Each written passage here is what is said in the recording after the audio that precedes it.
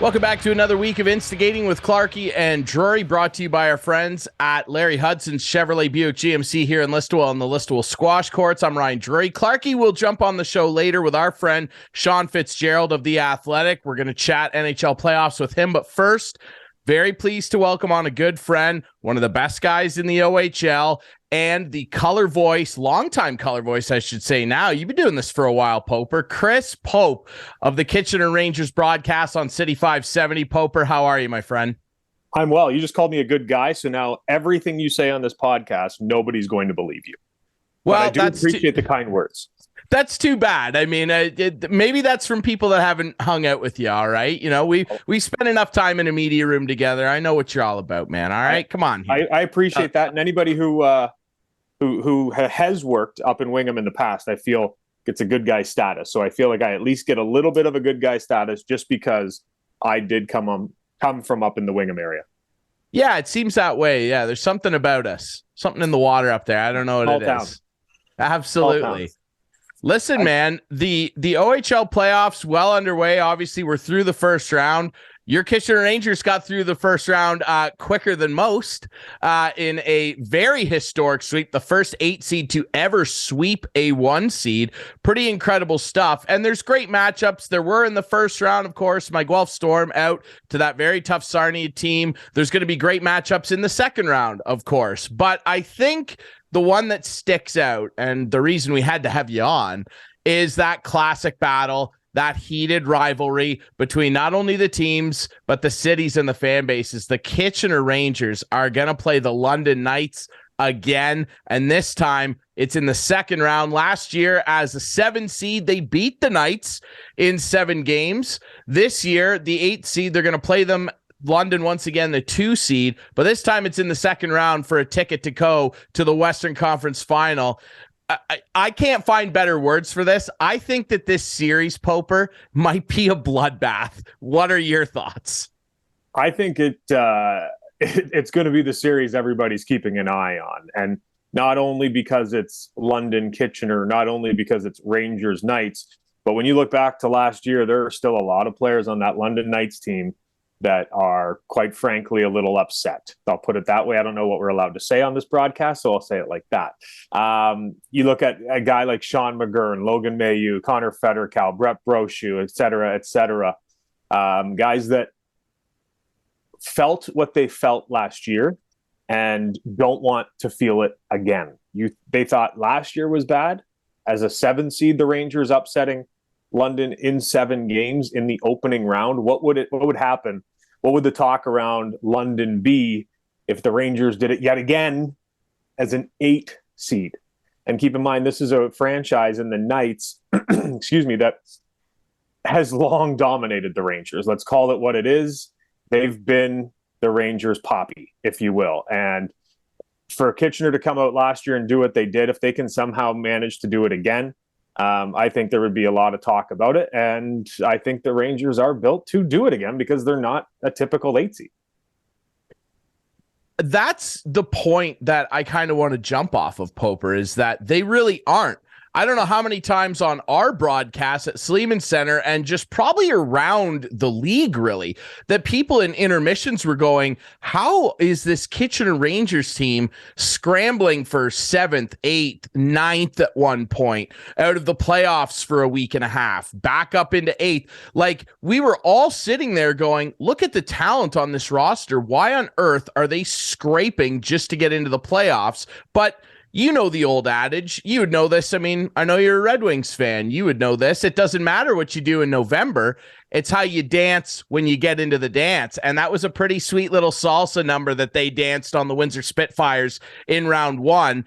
And I think that it may seem almost extreme or preposterous to say, Poper, but I actually think that with this roster being probably, I don't know your opinion, I think it might be the most talented 8 seed I've ever seen in the OHL. I think they have a better chance to knock the Knights off this year than I gave them last year. Yeah, and I completely agree with you. They're the best 8 seed I've ever seen. They're not an 8 seed. No matter who got Kitchener in that opening round, it was going to be a second round matchup because let's call a spade a spade. I'm all for transparency and honesty. Windsor, London, Sarnia, Kitch. Those were your top teams in the Western Conference this year. The Rangers got off to a horrible start and a rough 2/3 to start the year and really found their own in the last third under Mike McKenzie. I don't think Chris Dennis was to blame necessarily for the way the Rangers were playing and the results they were getting, but the change to McKenzie and a few tinkers that Mike has brought in, and we can get to that if you want, but a few of the tinkers that he has brought in has allowed this team to flourish and play the way that we all expected them to play. That first round matchup, whoever got Kitchener, it was a second round matchup. And it was none more apparent than Dale Hunter in game 68. Game 66, Windsor beat London to secure top spot in the Western Conference. Game 67, a rematch, Windsor and London. Dale Hunter rested some of his players. A lot of coaches do that down the stretch. But then game 68 against Kitchener in London, those players are back in the lineup. Now, why would you rest players on game 67 and not 68? Because if Kitchener won that game against London, it would have secured 7th spot for the Rangers, which would have meant a first-round matchup with the London Knights, 7-2, like that happened last year. Dale didn't want that. So he dressed his players. Kitchener sat their players because they didn't care who they played in round one. That's what they've been saying for months. We don't care. We just want to be playing the right way. So London dresses their players for 68 to make sure Kitchener can't win, to give Owen Sound a shot at 7th. Owen Sound wins that game against Flint on home ice. And all of a sudden, Kitchener slides down to 8th spot to face Windsor. And we now see why Dale Hunter did that and didn't want to face the Rangers in the opening round, because nobody wants an opening round like that. Windsor could have been into the second round, with all due respect to Owen Sound. Everybody would have bet on Windsor. Windsor probably would have won that series. We saw what London did to them. But Windsor gets swept by the 8th seed Rangers, and now London's going, well, we knew we were going to have to play them eventually. And it's a second round matchup. And after that first round, Ryan, I've said it publicly, and it's not being a homer. I'm not a homer. I will call this team out when they're bad. I have no problem doing it, much to the ire of a lot of Rangers fans. But this is a team that if they're playing the way that they played in those 4 games against Windsor, nobody's touching them. I'm sorry, but they're not. Mike McKenzie has this team in an uber-talented hockey club playing a full 200-foot game, and every guy was going. There was not a game where, with all due respect to Windsor, there wasn't a game in the series that was close. Kitchener dominated from opening puck drop to the final whistle in game 4. It's just a matter of if this Rangers team can continue to play that way for another month and a half. And it's really up to them. But, you know what, we heard it around the league in the final month and a half. Regardless of, and everybody would say it to us because, I don't know, that's who they wanted to talk to. It was, no matter where this team finishes, nobody wants to see them in the playoffs because this is what they're built for. And I think that was the message going into the opening round is, listen, the previous 68 don't matter. Nobody's going to remember where you finished if you go out and make noise in the postseason. When you're in the OHL final, nobody's going to call you an 8 seed. They're going to call you the Western Conference champions. It's up to you whether you want to, what you want to do. You want to keep playing the way you've been playing? You might win a couple games. You might win a round. Who knows? But if you guys actually want to make some noise here, this is what you're going to do, and this is how we're going to do it. And they completely bought in. It was some of the most complete hockey I've ever seen a team play. It is bizarre, right? Because you look at it and you wonder, like, why couldn't they have done that earlier? And yes, that is no respect to Chris Dennis and everything that he was trying to do with this roster. It is interesting to me that, you know, again, he's had to do it a number of times during his career there, where Mike McKenzie, you know, goes behind the bench and seems to just find an extra gear that was apparently to everyone else missing with a roster. He's done it a number of times now. He's had to do it again. I wonder what your thoughts are on this. And I like that point you just made. No one cares about the regular season if you do all your damage when it counts. No one remembers October to December of the 2019 St. Louis Blues. No one cares. Who cares? They won the Stanley Cup. I would liken this team, because they're an 8 seed and because I see so many similarities. Remember that 2012 Kings team? Like, they sneak in as an 8 seed and they just stomped their way to a cup final. Now, I'm not saying the Rangers are going to do that, but I think everybody in the NHL that year looked at that Kings roster and said, there's no way these guys are an 8 seed. They couldn't score goals. They had trouble doing this, that, and the other. Then they got in the playoffs and it all came together. You've got that veteran goalie. Constantini was lights out good against Windsor. He was lights out good down the stretch. You brought up earlier, Mike McKenzie taking over the bench again and making some tweaks. What did he do specifically, in your opinion, that you guys noticed, you and Mike Farwell, that spurred this great play on? First off, Marco Costantini has been nothing but an absolute stud in the playoffs his entire OHL career. Yes. His OHL numbers are absolute lunacy. He's played 23 games. He has 4 shutouts. So he's basically getting you a shutout in every series. So he's stealing you one game. In 23 games, he has 20 wins. That just makes no sense. Because I just want that to sit in. 20. Let it breathe. Yeah, that wasn't. I didn't misspeak. He has a goals against of 220 and a save percentage of 921 in the postseason. And yes, we know Hamilton was built really well last year, and the Rangers are built really well this year. But still, for a goaltender to play 23 playoff games, and his only 3 losses were against the Windsor Spitfires in the OHL final last year when they went 7 games. Absolute bananas for Marco Costantini. Going to the McKenzie question, there were many things he did, but the biggest thing, Ryan, is I feel when Chris Dennis came to the OHL, it's a lot easier for an OHL coach to go to the NHL than it is for an NHL coach to come to the OHL. There's far more mistakes at this level than there is at the NHL, and it's not quite as structured. And if you try to implement that structure into the junior game, quite frankly, it's not very fun. And when you're not having fun playing, especially as a teenager, it's pretty tough to get them to do things that you want them to do. Because if you're not having fun in the offensive zone and you're telling them, hey, I want you to track back and I want you to get on your course and back check, probably not going to be really going 100%, maybe giving you a good 60. And I think that was the biggest thing under Chris Dennis. Mike McKenzie came in and he built the lineup. He knows he's got Clydesdales up front. And when you have Clydesdales, you take the leash off. And he took the leash off. He said, offensive zone, do whatever you guys want. It's up to you. I don't care. You guys know better than me. Defensively, though, this is what you're going to do. And this is what we need to do as a team to play better team defense. And offensively, when you have the creative freedom that Mike McKenzie has given you, when the team has players like Pinelli, Machar, Arcuri, Jilkin, Martin, Sop, I'm sure I'm missing 1 or 2 up front. Rakoff.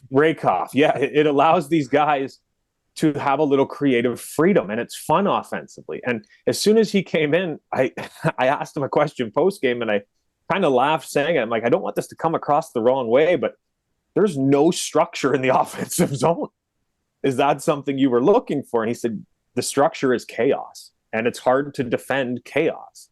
He said last year with the team that we had, we wouldn't have been able to play that way. And he's right, because they didn't have the high-end talent that they do this year. But you have guys like you mentioned, Carson Rakoff, a guy that will probably go in the top 40, 50 picks this year in the NHL draft, and he's your third-line center.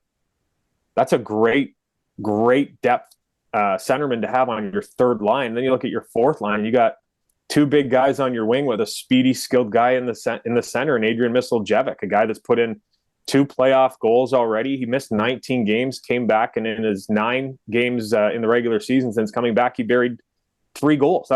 He only had 4 all year.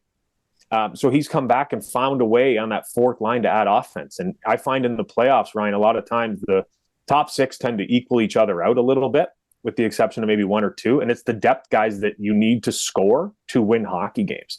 And twice, I think, in the 4-game series against Windsor, they had a goal from every line.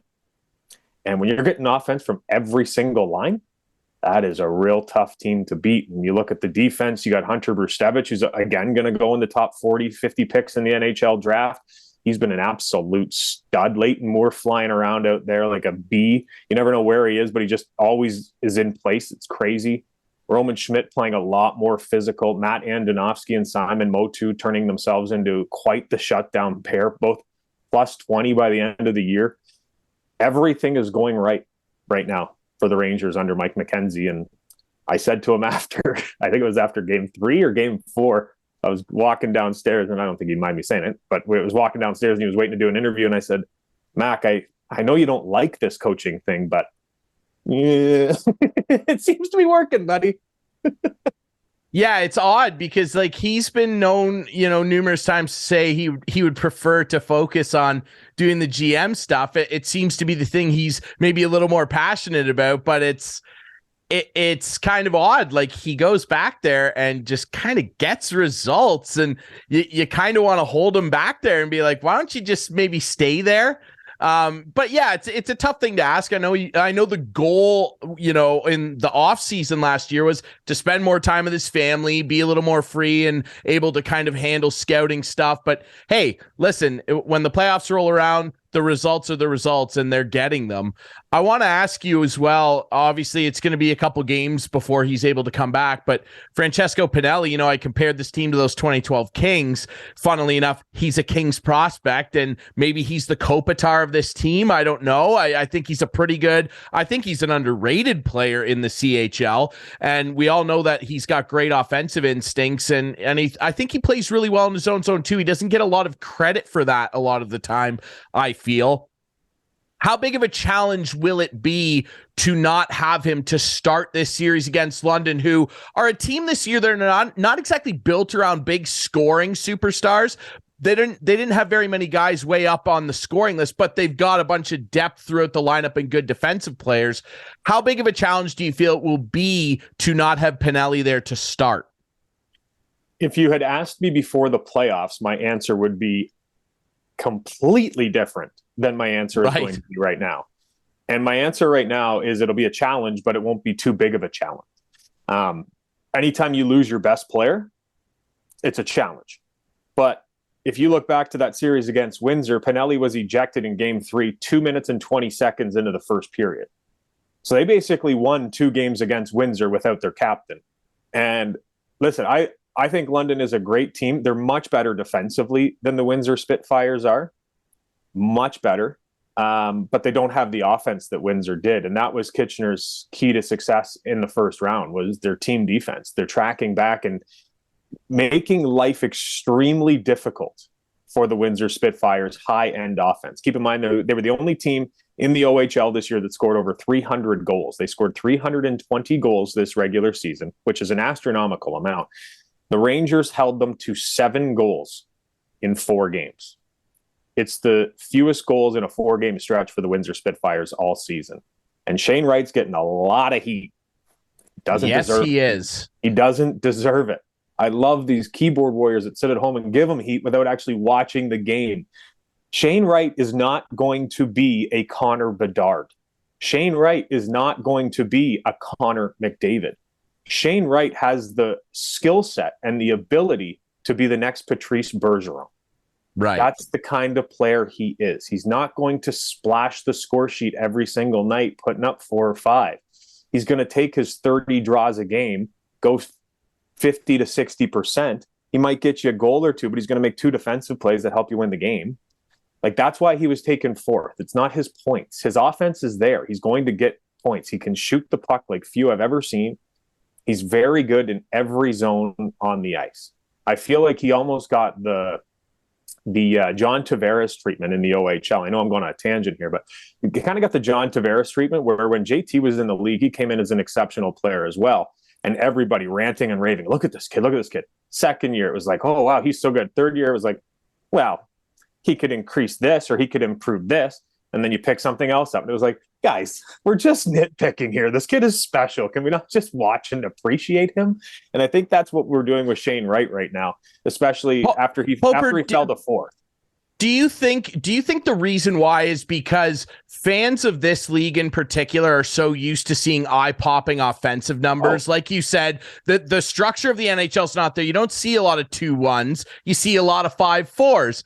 And I'm glad you compared him to Tavares, because him and Wright think the game at such a high level and focus on doing those little things throughout 60 minutes that add up to a victory. That, look, I'm not an expert, but I'll just say average fans aren't able to pick out and process and go, that stick lift right there was a big important play. Do you think that those two guys in particular, and with Wright right now, think the game at such a high level already that people misjudge their ability? Yes, but I also think it has something to do with people like that guy over your right shoulder, who him and his, well, it's true. Like Crosby comes in the league first overall, stud. Ovi comes in the league, stud. We get all these guys, McDavid, Kane. We get these guys who come in as first overall picks and are absolute studs coming into the league. So you kind of get spoiled and you get accustomed to that. And then because the draft is such a talked about thing in our country and in the game, everybody just gets hyped up on these players. And then when they don't match an Alex Ovechkin or a Sidney Crosby or a Connor McDavid, I'm talking about generational and maybe even all-time talents. We can't put that expectation on every kid that goes first overall or in the top 5. Sometimes they're just a good hockey player. And there's nothing wrong with that. Like Shane Wright's going to have a 15-year career in the NHL, I think, and put up some pretty good numbers, probably might win a cup, probably goes into the rafters somewhere if he wants. Like, it's a good career. You don't need to break Gretzky's goal scoring record to be a proper number 1. I think we just get a little spoiled. But I went on a bit of tangent there. I'll go back. You had asked me about the London team, and I think that they're much better than Windsor defensively, and that was Kitchener's key in the first round, was playing defensively. So I'm curious. London has a lot of depth, and I was talking with Mike Stubbs earlier, and he said, when was the last time a team won the division without a 30 or 40 goal scorer? And I don't think the Knights have a 30 or 40 goal scorer on their roster this year. It might be 40, it might be 30. I should have done more research before this, and I apologize. But they don't have that big scorer like you talked about that's going to be up on the top. They just have a bunch of guys right in the middle. And the guy that I'm circling in this series is going to be George Diaco. That guy, it seems like, when it's not the amount of goals he gets, it's when he gets them. And that is so important in the playoffs. And he's shown he can do it in years past with Hamilton winning the championship last year. But it's almost like that. When you need a goal, George Diaco is going to get you one. But I'm curious to see how London's offense can try to generate offense if Kitchener is going to play the same defensive game that they played against Windsor. Now, Mike McKenzie's in tough. I'm not going to lie to you. He's going up against the best coach junior hockey has ever seen. With all due respect to Brian Kilray, Dale Hunter is going to break Brian Kilray's record if Dale Hunter wants to. And I think he does. Have you met him? He tends to be a little competitive. I think Dale, that's an accurate description of Mr. Hunter. Yes. Put it mildly. He likes to win. And the only reason people don't like him is because they're jealous. Like, it is what it is. He's built an absolute dynasty, 23 straight years of playoffs. In those 23 years of playoffs, Ryan, twice they have finished without home ice advantage. And unreal. Once was fifth. It's incredible. What? That's not... This league is so cyclical. You're up and down all the time, and he just finds a way to get it done. It's so impressive. And I know people don't like him, and that's all fine and dandy. He's matured a lot since he first came into the league, but I'm just a really big fan in every asset of sport of being around greatness and seeing greatness. That's why I've been rooting for the last 5 years or so for your buddy Ovi to break that record, because I like seeing greatness. I love to see greatness, and watching what Dale's been doing. And I'm very interested to see how Dale coaches his team based on the video he's seen in 4 games against Windsor, because the Rangers have not played one game this season like they did in the 4 against Windsor. Not one. Yeah. So it's a total different team, and I'm interested to see the coaching battle. Yeah, it'll be interesting. Dale, you can say what you want about him. I mean, we are talking about a guy that, they drafted Mitch Marner 20th. I mean, like, come on here. No one else wanted to take a crack at that guy, just among the myriad of examples of guys that he's found that others couldn't. Yeah, it's going to be a great series. I can't wait for it. I'm probably going to be in attendance for a couple of the games, Poper. I'll wave to you from the bottom of the rink. But I want to ask you one last thing too, and it's kind of tied to the Pinelli thing. You and I have talked about this a little bit. Can the league not let us know when guys are suspended? Can we? I know there are people out there that believe the league's doing a great job of communicating every little aspect, but they just aren't. Come on, we gotta let people know what's up. When a star player especially is going to miss a significant amount of time, it'd be nice to just know how much time that is without having to digging through, a bunch of different avenues. You can find it on the website buried in the media notes, but is it not time to maybe find a better way to communicate with fans that are used to communicating instantaneously nowadays? You really want to get me and Terry Doyle going, don't you? No. You said that, not me. I know. For anybody who's curious, @_Chris Pope on Twitter. Real quick on the Pinelli thing, I just want to go back because I went on a tangent and forgot where I was going. My brain tends to work like that.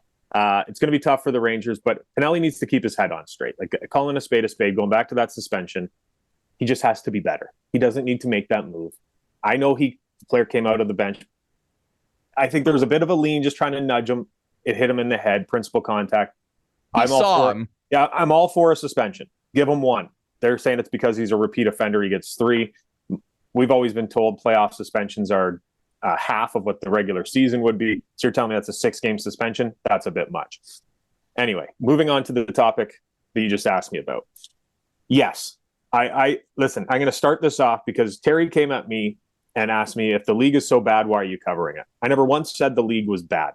I have been a huge proponent for this league. I can count on one hand how many NHL games in the regular season I've watched in the last 5 years. I am a much bigger fan of the OHL game than the NHL game. And a lot of it goes back to what I talked about earlier. Far too much structure in the NHL game for my liking. It's so well coached and so well managed that it's not as exciting as the OHL. A 6-2 game with 5 minutes left in the NHL is done. A 6-2 game with 5 minutes left in the OHL, there's probably going to be at least 3 or 4 more goals scored here. You never know in the OHL. No lead is safe, and I really like that. But when it comes to the management of the league, I think they've done a disservice to their fans. And I don't know why that is. And I know that as broadcasters, we can be a little, why don't you do this for me? Why don't I have this? Why don't I have that? You know what? It's the OHL. Sometimes you don't have everything you need. I get that. But in the playoffs, in the first round, in the first week, you suspended 3 captains. And you didn't send anything out about it. And it comes down to the fact that this league is so worried about NCAA and other travels to the NHL that they don't want to put a black eye on their league. I'm sorry.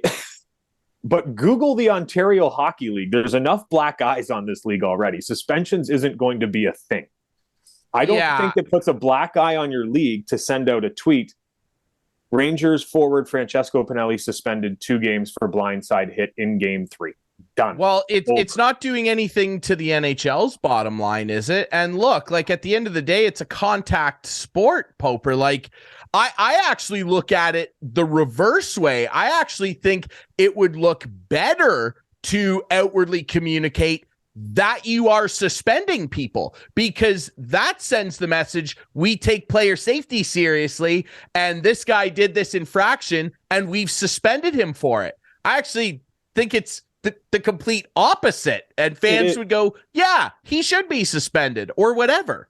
It is, and I just think they look at it as where parents are then going to see that tweet and see that they suspended 3 players in the first round of their first week of their opening round series, and then think it's not a safe league for my son or daughter to go and play in, which I believe is untrue. Are some parents going to believe that? Yeah, but some parents probably don't want their kids playing body contact in Bantam or U17 or whatever it is now. I just think this league, players, it makes no sense to me for fans to show up to the rink and wonder why a player is not in the game. The amount of people that come up to us in our broadcast booth before the game or send us tweets or texts during the game or during warm-up, where's Pinelli? Where's Pinelli? Yep. It shouldn't fall on us. And to be quite honest, the media members who are giving your league limelight, promoting your league around the province, it shouldn't be on us, to be perfectly frank, to go on and check every hour for a day to see when they uploaded it to media notes. And not only that, you can tell that they're trying to keep the public record shy, because on their list on the site, it only shows 5. So if Francesco Pinelli was suspended in game 2, all of a sudden 3 games later, you don't even see his suspension listed anymore. There's no track record to go back and look. Has Francesco Pinelli been suspended before? You can't go back and look at it. All the draft picks that are traded around this league, some people think it's a little silly, and that, oh, look at the league. It's a travesty. They're trading 10-year-olds at this point. We've heard that talk forever. They limited the amount of draft picks you can trade recently, but you can't go back on the league site and find draft pick history. How many draft picks did the Guelph Storm have in the second round this year? Don't you think that should be public knowledge? Don't you think people should be able to see that? Wouldn't that be good for fans to get involved in the draft if they know when their team picks and how many picks? The trade deadline is the most traction this league gets every single year. Why are we not pushing that and allowing the fans and these? Listen, every team has fan podcasts, fan websites, fan blogs. Let them talk about suspect. Oh, what would you do? Would you trade Chandler Romeo for Sarnia's third rounder? Like, let fans know what's going on in the league. I'm a big fan of transparency, and I don't understand why there's a lack of it sometimes with this league. And as I said in my 5 tweets that I put out, my Twitter thread, if you will, I said this isn't something new. I'm not just going on this because the Rangers captain was suspended. There was 2 other captains suspended in the OHL at the exact same time. This is something I brought up to David Branch at the start of this, or at the end of last year on a podcast. I asked him, I said, I have a suggestion for the league to make it better. Give it to me, Poper. Send a tweet. Send a news alert. Like, it's not hard to just let fans know that this player has been suspended and he's not going to be at the game. And I'm talking playoffs here. Like, I'm not bringing it up game 12 on a Tuesday night when Sudbury's in town. This is playoff hockey. And during the heat of the pandemic, we were worried that fans weren't going to come back to this league. Even when they allowed fans back into the building, rinks weren't that full. We saw it big time in Kitchener. And now that people are starting to come back, the dollar doesn't nearly go as far. We all know everything costs a heck of a lot more than it did pre-pandemic. The dollar doesn't go in far. There's more entertainment coming into every city possible right now. So people have more options to spend that dollar. We need to keep people in the OHL. If we look at the OHL fan base, the large majority of it is aging out. We need to get younger families and younger people into the game to maintain the crowds that we're seeing. And doesn't giving those young people, the younger generation who spend all their time on their phones and internets, does it not make more sense to put more of your product where they can find it? Yeah, let's engage. Let's engage these people. I completely agree, Poper. We'll see if it ever happens, but I agree. Much like what baseball did this year, you're going to have to make some changes to engage a new demographic. And I really hope for the sake of the league, they do it, because it would be a small thing to ask for, a small improvement that with the advent of technology, look, I'm hosting a show right now on my own laptop. Like, come on, let's figure this out here. We can't send a tweet. Can we get a tweet? That's all we want. I just think, listen, my broadcast partner has, for better or worse, or good or bad, or right or wrong, led the charge on the whole 3 stars argument. How they're not done properly. Does a 3 stars of a hockey game really affect a fan? I don't think it does. Everybody has their own 3 stars. I remember wanting to stick around just to see the players come out and wave. I didn't care who got them. There are a lot of people who do care. But if we're going to talk about things that are actually affecting the league and the players, I think letting people know who's in a hockey game and who's not, and is probably above the 3 stars. And if we really want to start talking, ask me about the shot clocks, because those are affecting goaltenders, goals against average and save percentage every single night, and player shot total. But yet we can't get one person to do it properly in this league, and it's affecting goaltenders' futures. That's another thing that I don't think we have enough time here, Ryan. I could drive to Wingham and still be talking about it.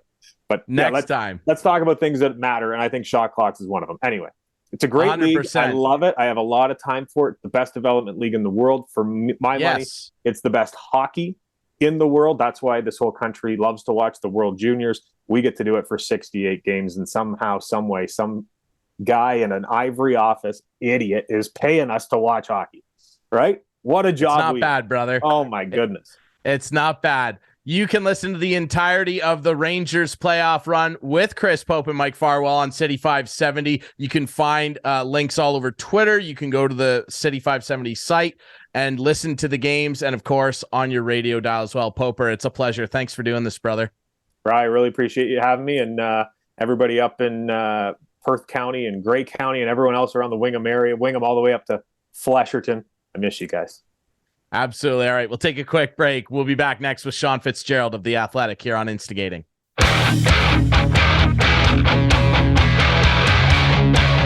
Welcome back to Instigating with Clarkey and Drury, brought to you once again by our great friends at Larry Hudson Chevrolet Buick GMC here in beautiful Listowel, Ontario, and of course the Listowel Squash Courts, who we will be talking about a little bit later because a great event is going down at the Listowel Squash Courts next Friday, April 21st. We'll save that for later, though. Stay tuned. Once again, thanks to our good friend Chris Pope for joining us to chat a bit about the OHL playoffs. We're now joined by our good friend, little scheduling issue here, all right? Our buddy Sean Fitzgerald, we're going to get him on another day, but we do have our good friend, professional golfer, and of the Ian Doig Golf Academy, Ian Doig, back on. We got to recap our Masters picks. Doigie, you're still down south. How are things? Things are good. I haven't played much golf or worked at it too much since we've been here. I've been painting the condo and that, but all good. I've had a few rounds of golf in. I actually got to play with some friends from back home, so that was cool. So yeah, it's been good. How you hitting it? Yeah, pretty good. It was even par the other day, one round on a very difficult golf course, and pleased with that. And my putting has come around. I really like the way my putting's working right now. So driving it well and putting it well. The irons need some work. Doigie, try a red ball next time you play and let me know how it goes. It's not going to happen, dude. I was going to say, send some videos to Rory maybe and help that guy out. Doigie, before we dig into the Masters picks, though, we'll review them because we have a shock winner. Not a shock winner, but I mean, it's a cool story. Tell us a little bit about, you're going to be meeting somebody pretty significant. Tell us a little bit about that. I am. Tomorrow morning, actually, at about 11 o'clock, I'm heading over to Palm Beach Gardens on the east coast of Florida. So going back 43 years now, I was very lucky to be in the group with Jack Nicklaus during a practice round, and I was caddying for Tom Pertzer. But I parked my hip right on the side of Jack's for the whole day. We played 36 holes actually that day, and just peppered him with questions. And he was gracious enough to answer all of them, and stuff that he told me that day I still use today in my own game, and I still use it when I coach and teach. And he did some other very nice things for me throughout my early career and that. And although I had always thanked him when he did those things for me, I wanted to write a letter to him and really express what it meant to me. I would probably not have gotten into golf if it wasn't for somebody like Jack Nicklaus, because when I was 12, 13, 14 years old, he was the king of the PGA Tour. He was playing great, winning the Masters and everything in the US Open and all that. And so when I was practicing and I was making that putt on the putting green, I was competing against Jack Nicklaus. It was Ian Doig against Jack Nicklaus, in my mind. And anyway, he's been very kind to me, and a while back I wrote him a letter and just wanted to reminisce a little bit. And he wrote me back and said, Ian, next time you're in South Florida, give me a shout. Come on over and we'll have a meet and greet. So tomorrow morning at 11 o'clock, Kathleen is going to get to meet Jack Nicklaus, and I'm going to get to see my friend that I haven't seen in some time. So yeah, looking forward to it. It'll be fun. You know, not a bad breakfast date for you there, Doigy. That's pretty darn cool. It is pretty cool. I'll make sure I get pictures and send them. Yes, please do. Yeah, like I'm so looking forward to it because honestly, you guys are aware of some of my background and the trauma I went through as a youngster and stuff. And, you know, a guy like Jack Nicklaus to take the time to help me when I was a 19-year-old and again, when I was 26 and stuff like that, to take that time to help me meant a lot. And it helped me get through the stuff that I had gone through. So, it's going to be fun tomorrow. So we don't have a lot of time. We don't have a lot of time. I think we're going to get maybe 20 minutes or 25 minutes with him. Hey, he's a busy guy. But I will say this: not everybody can call Jack up and get a meeting with him. Yeah, that's rarefied air for sure. Pretty good Rolodex in your phone there, buddy. That's not so bad. Let's talk about these Masters picks because I'll just get this out of the way. Like my team performed terribly. Oosthuizen withdrew. Morikawa was unsurprisingly my best player, but my team was just junk. Can we put it up? Can we put it up? Let's put it up. The winner of the picks is one Chuggy. Chuggy has won because we made an agreement we would all drop our worst player. Yeah. Mine obviously being Oosthuizen. DJ was her worst player. And let's keep in mind, folks, if you want to go back a couple episodes here, Chuggy made a late entry. She took the quote-unquote scraps that were left over after Doigy, Clarkey, and I made our picks. Yeah, I'm playing under protest because I feel that she wasn't under the pressure we were under. All she did is sat back and then had a choice of players. So she had lots of time. We had to pick our guys like on the fly, right? But look, I'm 12 I would argue. Doigy didn't even make the cut. Because we had agreed 3 guys had to make the cut. I know, and Doigy technically finished last because he had 2 guys miss the cut. Look, I sucked. There's no doubt I sucked. Well, Rory sucked. You didn't play. Rory killed you. Rory sucked for me. Rory sucked and JT sucked for me. But you know what? The fact that Clarkey didn't win because Chuggy did, I like that. It's even though it's a technicality. But I had the money winning. I had the money leader, so I should have won. Enough. No, you. Okay. I see. How? Let me ask you this though. Chuggy won. Fine. How? No.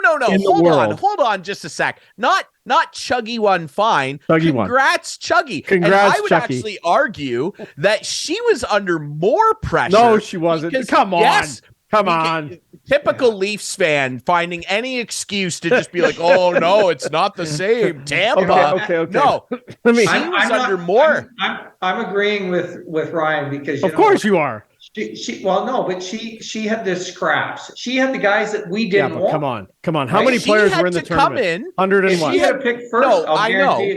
She would have taken Rahm. She would have. And you know who else she would have taken? She would have taken Phil Mickelson. Because she loves God. Well, then why didn't she pick Phil Mickelson? She didn't pick him. She had a choice to. Anyway, that's fine. Congrats, Chuggy. No question, she won the Masters. She won and had to take the table scraps and made some damn fine picks. Chuggy wins. Okay, so let me ask you this. Let's get to the tournament though. Go ahead. And we won't keep Ian long, but how do you turn around a 4-putt on the very first hole of the Masters? My God. And turn it around and win. That's incredible in my mind. When I 4-putt the first hole, which is quite often, I shoot 110. You know what? I was impressed with it, especially because of who it was. We have talked on the previous show about how Rahm can lose his cool in a heartbeat. Mm-hmm. And if that was ever going to happen, that was the spot. I mean, I when it happened, I kind of expected the head to be over there and him, make double on the next hole as well. Yeah. But he kept himself calm. He kept himself focused. The The one thing that I will say, and I've had this happen with myself when you're playing well, when you know your game is good and you're in a good spot, that stuff doesn't bother you. It's like water off the back of a duck. Like it just goes away because you know you're playing well and you know you're in a good spot and you know that you're going to make enough birdies to fight back from that.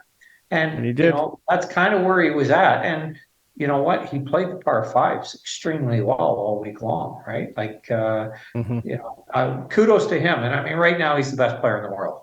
Yeah. No doubt. Yeah, he is. And I mean, you know, when you kind of look at it too, almost like, thank God it was the first hole.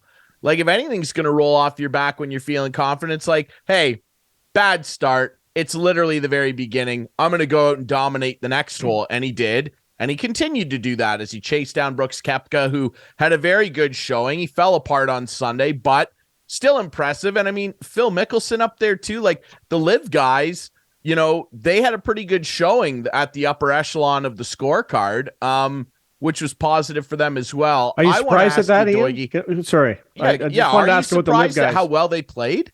No, not really. I mean, if you look at the pedigree of who it was, I mean, Phil's won there 3 times. Koepka's got 4 majors under his belt. You know, he's contended there in the past, finished second. So no, and Patrick Reed's won there before. So it doesn't surprise me one bit. I mean, you know, there's that old saying, courses for horses and so on. And those guys like that place. I was surprised that Koepka didn't play better on Sunday. That surprised me a little bit. Yeah, we're used to seeing him close. Yeah, typically when he's in that position, he closes it hard and just slams it, like he wants to step on your throat when he gets you in that position, and it just disappeared for him on this Sunday for some reason. But you know, I think in the big picture of it all, the way the players were treated there, the way the players treated each other there from the different tours, I think this bodes well for down the road. I mean, I think that we'll eventually see everything come together and you know, this is going to be an amicable relationship eventually. They just got to get through the crap that's going on right now, but I think it's going to be fine. I love it, and I can hardly wait till the US Open now, because they all get to play in the US Open, right? And what people don't understand is the Masters, US Open, the Open Championship in Britain, and the PGA are self-entities. They're not run by the PGA Tour. That's right. They're run by their own little groups. So that's why there isn't any animosity with the LIV Tour. They're allowing them to play. I saw something on social media this week, and I thought it was very to the point. You know, they talk about world ranking points. Well, world ranking points right now are it's how guys get into tournaments and everything. But honestly, they don't work, because you've got 18 players playing on another tour that aren't getting any points. So how can you say that, you know, Rory is the 3rd best player in the world when he hasn't had to play against Koepka and Phil and Reed and all these guys for the last 13, 14 months, right? So I think what the LIV Tour would have to do, I think it's pretty simple. Go to 72 holes. The minute they go to 72 holes in a cut, they get world ranking points, because the people, the bodies behind golf wouldn't have an argument to say they don't deserve the world ranking points. And I think that means a lot of things. Yeah, I completely agree. Doig, I want to ask you this lastly as well. You know, we talk about a conundrum there where they're still going to have to iron some things out between the two entities for sure. Here's a conundrum for you. Major League Baseball instituted a pitch clock this year. Do we need a Patrick Cantlay clock? Because this dude is getting destroyed on social media after that performance at the Masters. And he he played pretty okay at times, but the guy is, oh my God, it's like molasses. This guy is taking way too long to get around a golf track, man. Like, what is this guy's deal? Like, he might be the most unpopular player on tour right now. Yeah, he was pretty slow this past week, especially. I noticed that. But what frustrates me about it is this. I don't know what year it was. It was probably around 2017 or 18, the young Chinese kid, Guan Long or whatever his name was penalized by the Masters Committee for slow play. So only time that I know of in the history of the Masters that somebody's been penalized for slow play, and it was a 15-year-old Chinese kid, right? So that I don't understand. But what it really gets me is, now, yes, it's a different entity, but they do play by the same rules as the PGA Tour, essentially. And we actually do have a shot clock. Okay? So when you're the first player to hit on a hole, you have 1 minute from the time you arrive on the tee deck or arrive to where your ball is out in the fairway. You have 1 minute. The other two players in the group have 45 seconds, right? So that's supposed to speed it up. But a few weeks ago, I timed somebody, the kid that Kitayama, when he won at Doral, it took him 3 minutes and 56 seconds to hit his second to last shot in the tournament. Because I timed it, and I'm like, okay, we have a clock. Why is he not being penalized? Yeah. And it used to be, on top of that, it used to be the penalty was a penalty stroke or 2 penalty strokes. Well, now it's a fine.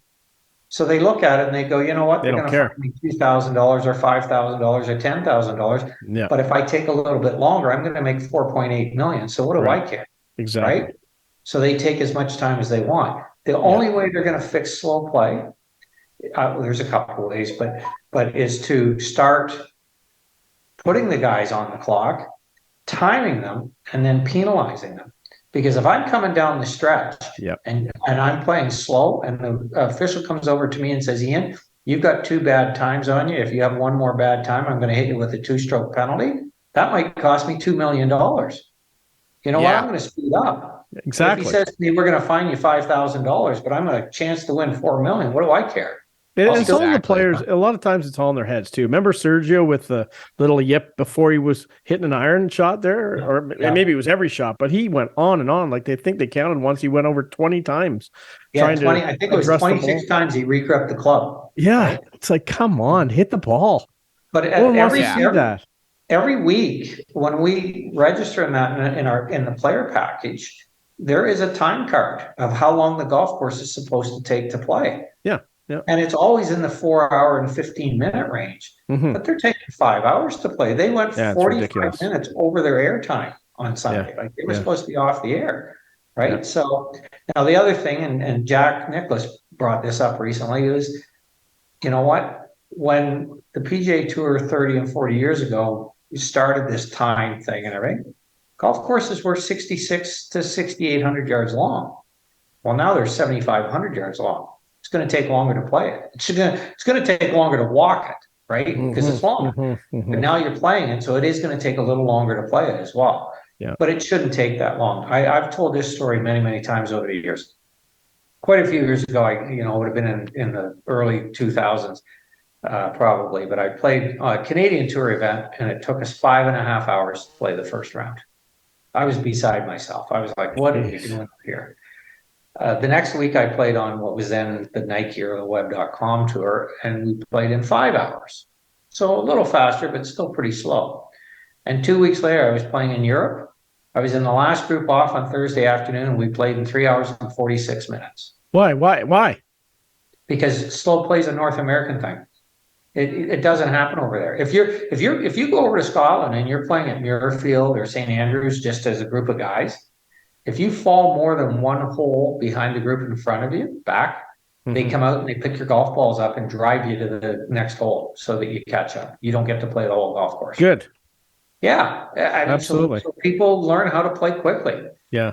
Slow play is a North American thing. We had some painfully slow players ahead of us when we were in Dominican. There was like 4 holes ahead of the people in front of us. And it's the worst feeling, getting up to your ball every time and having to wait 4 minutes to hit it. It's awful. Yeah. 4 minutes or longer. Anyway, drives me crazy. Yeah. So you're down in Florida. Let's talk a little Leafs, because the Leafs had a little trip down there. Now, I was watching your Facebook because I thought maybe you maybe you were going to comment on the Lightning play, saying something like, where's Point? Where's Hedman? Where's Stamkos? They just played a team without Matthews and Marner and their third string goalie, and they still can't win. I was waiting for something like that. The Lightning did not look very good at all. Well, I think the Leafs look good. I mean, they did outshoot them, but hey, yeah, you know what? I went to the Panthers game and they got out in that game as well. But what I did notice was the Leafs were collapsing very well. Even though there was a lot of shots, they blocked a lot of shots too. That game could have went either way. They did block a lot of shots, yeah. Yeah, they did. They blocked a lot of shots. And McCabe, I think last game played the last 3.5 minutes and blocked shot after shot after shot. I think this team's ready. We're going to start next week. I don't think they've made a day yet, either Monday or Tuesday. I'm hoping it's Tuesday, but I think they're ready. Tuesday. Yeah, I think they're ready, Doigie. Get ready. We get the Lightning, so that's a positive, right? So yeah. I would have hate to have had to play the Rangers or Boston or Carolina in the first round. I mean, that would have been a nightmare, in my opinion. So I'm excited about it. Yeah. I don't know if I'll make it up to a game or not. The tickets are pretty pricey. I was thinking of flying down. Like, can you just watch ticket prices and let me know? Because I'll come down. It'll be cheaper for me to get a flight down there to go to the Leaf game here. The guys that sat beside us over at the Panthers game the other day, he's flown down twice in the last time they were down here. And he said, I can't get tickets in Toronto, and I jump on a plane down here and watch them down here all the time. Yeah, exactly. I mean, because they may play Saturday afternoon. Who knows? Probably not. Yeah, the tickets that we bought at the Panthers game, excellent seats. I think they were $61 each. Yeah, right. It's probably would have been $400. Oh, for sure. But that's the supply and demand. That's all it is. Yeah, I guess. Anyway, we're ready. We're ready to go. Different reality. Okay, I like it. I'll say this, and I've been saying it the last couple of years. I don't care who they play, like whether the Rangers, are they a scary team? Sure they are. Carolina looking less so. They've had a bumpy last month. Their best goal scorer is out for the year. Still a good team. Like, I just don't care anymore. And I'm not even a fan of the team. There's no question. They got to perform, no doubt. Eventually the Leafs are not in a position anymore based on the core of players they have, the money that's been spent, and the acquisitions that have been made, particularly this year. They're not in a position anymore to go, oh, this is a bad matchup. No.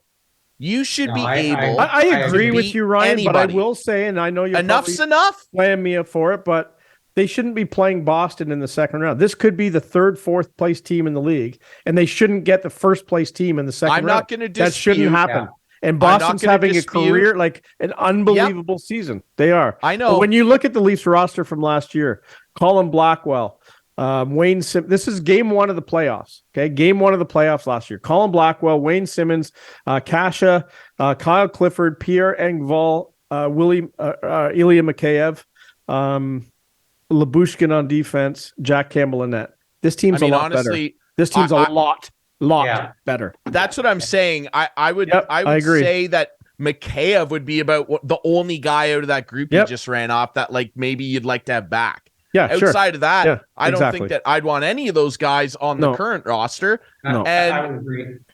I'm just tired of it. Like the excuses. Okay, we're not talking about excuses. We're going into this playoff. And I hope we are in a week's time. Yeah, you know what? A week and a half has surprised me, and it wouldn't bother me one bit if they started Joseph Woll in that. No, they won't. Not a chance. No. He's played great. He has played great, but there's no way, unless Samsonov's hurt, he's not getting. Well, that's what I'm saying, right? But it wouldn't bother me. Like, I'm not going to panic. It wouldn't bother me either, but there's no way if they're both healthy. The backup that they had the other night in Tampa to back up Wall, he was 8. He has a novice game tonight. Matt Onushka, he's a good kid. I know Matt. I get he's a good kid, but he looks like he's 8 years old. That's okay. I know. Anyway. Windsor Spitfires goaltender. I thought, shit. Okay, we need got to go home for a novice game tomorrow. Now, by next week, we're going to have the playoffs will have started. So I know I'm putting you guys on the spot. We just quickly need a Leaf round 1 prediction. Doigie?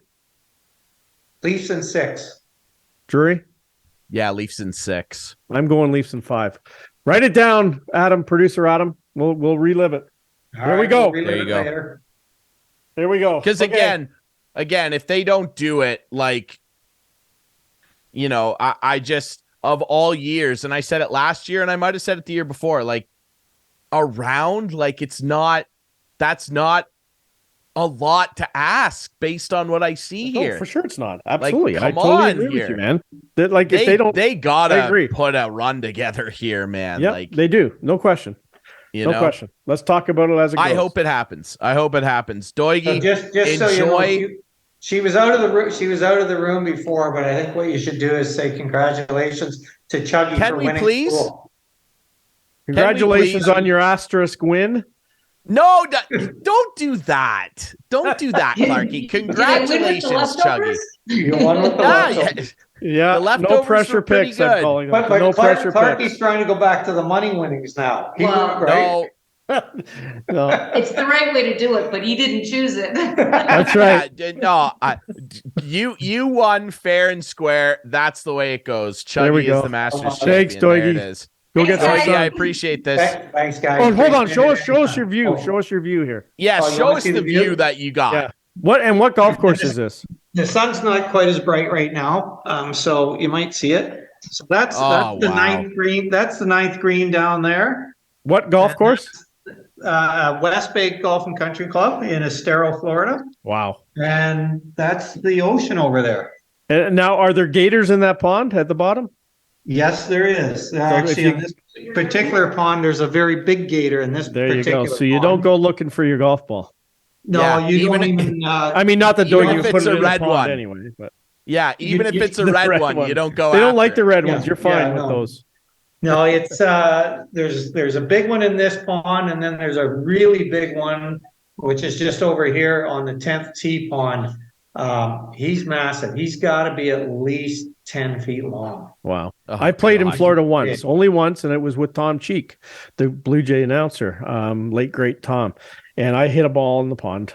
No big deal. And I start walking over to it, and he goes, don't go get that. And I go, why? It just rolled in. He goes, see that sign there? There's a lot of those gators around. And I'm like, okay, yeah, no problem. I'm dropping back here. Moving on.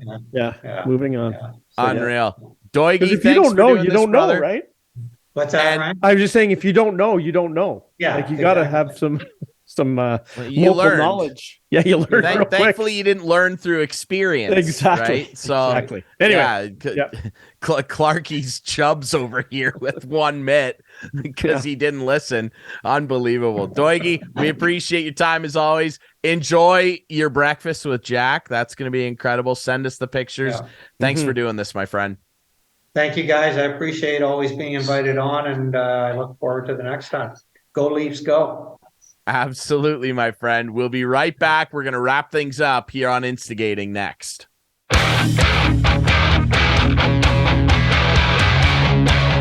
Back to wrap things up here on Instigating with Clarkey and Drury. Thanks again to our good friends Chris Pope of the Kitchener Rangers City 570 broadcast for joining us, and of course our buddy Ian Doig for recapping our Masters picks. Congrats, Chuggy. She won fair and square, Clarkey. Let's talk a little bit about our great friends over at Larry Hudson Chevrolet Buick GMC. You had an interesting sale. Oh, recently. Yes, I did. Yes. Someone you might know, producer Adam. We have a nice photograph to show you, Ryan. Do you recognize these fine people? Yeah, I recognize those fine people. That's my grandpa Bill, and obviously my grandma Ruthina, my beautiful grandma there, with a nice new car that you hooked them up with. Nice new Malibu. Bill was thrilled. He looked great in it. It's a beautiful car. So congratulations to them. They knew they were gonna be watching the show tonight. So I promised them that we would show this picture. He thought it might be on the front of the Toronto Sun, but I said, well, next best is front. I don't have that kind of pull yet. Exactly. But isn't that a great photo? There you go. That's a pretty darn good one as far as car sale photos go. And what a great guy. I'm telling you, the energy, it's just, you would obviously know Ryan, but it was fun to deal with them. And it was great to get to know them a little bit. For a guy who's, pretty well kissing 90, my grandpa's got plenty of energy left. And grandma does too. So no question. They are in great shape. I'm lucky to say, Oh, no and question. I'm sure they're thrilled. I'm going to get a full tour of the car. Yeah, probably it's this good. weekend. It's a nice one. Yes, it's nice. It's a nice one. He's very excited, and it is truck month. Yeah, I couldn't get him to buy a truck, but it is truck month still. He's not really a truck guy. Yeah. No, and it's 149. But if you financing. are, 1.49 financing on the 22, still have a couple left in stock. So come on down. If you have a sales rep, ask for him. If not, you can ask for Clarkey as Grandpa Bill did. So we can go from there. It's all good. There you go. Our friends at Larry Hudson's. Hudson's has it. Remember that. They will hook you up 1000 Wallace Avenue here in Listowel. And our great friends over at the Listowel Squash Courts. Big week. Having a big event next Friday. That's April 21st, big 7 p.m. It's the finals of the women's and men's squash league tournaments.